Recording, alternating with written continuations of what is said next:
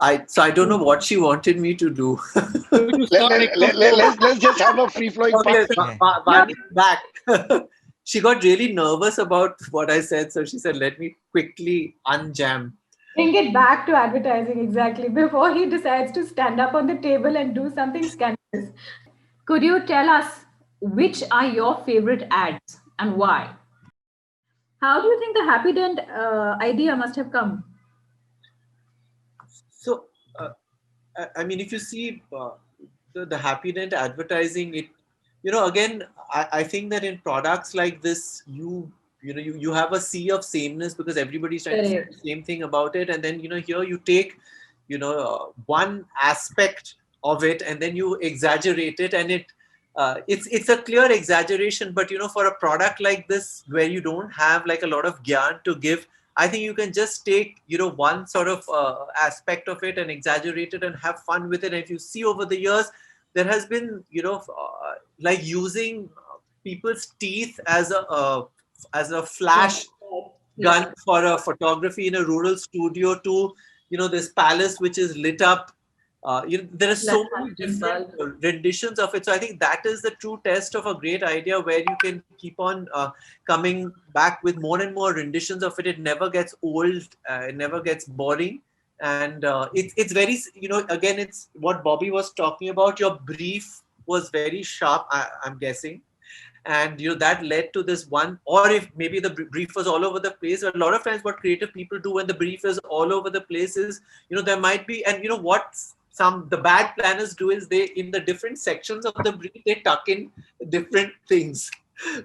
So you pick out that one eccentric fact or one interesting fact about the product or the brand, and then you play with that. And I think that's what happened with this campaign, and a lot of Yes, times yes. with a lot of successful campaigns. And again, going back to David Ogilvy, he always said, research your product, understand it. So I think if you're playing around with the product, you're understanding it, you're having fun with it, at some point you'll hit upon that one thing about it. And especially when we're talking about me too goods and FMCG products, where there are so many brands which basically don't have such a differentiated promise, but you just find an advertising idea in it which nobody else has, and then you can stick to that for a long time. Exactly. So, Adding to what Sumanto's saying, right? So, sorry, butt in here. Philip Kotler, I think, like, I'm no marketing guy, right? Had this unique selling proposition, right? That's gone, right? There's very little is unique. Even Tesla is not unique. No, no, right? You have like the kind of same selling proposition at best. yes, What do you do? How do you differentiate? You, if you can't differentiate your product, differentiate your brand, right? yes, And beautifully what said. differentiate a brand is, like, if you have is its tone, its personality, how it looks at the world, its purpose in society and the community it serves, right? Happy Dent is a very clear example of, if you have nothing new to say, find a bloody new way of saying it. The same thing. You touched upon something that is so dear to me, Bobby. This is absolutely true. And this, I want to tell all of you kids, in almost every category, like he said, even Tesla is not unique anymore. In almost every category, there is so much competition that when you actually set out to write the brief and you set out to have that discussion with creative on what are we going to magnify, you land into this conundrum of sameness, which is everybody has everything. You think of a new toothpaste. Imagine if you had to launch a new toothpaste. What would you do? A toothpaste at the end of the day cleans teeth. Or if you had to launch a new, even say a mobile phone, at the end of the day, every mobile phone has virtually every feature. It is so difficult to be able to stand out. And that is why the difference good advertising makes is not just to find a unique selling proposition. You may not actually find a unique selling proposition at all.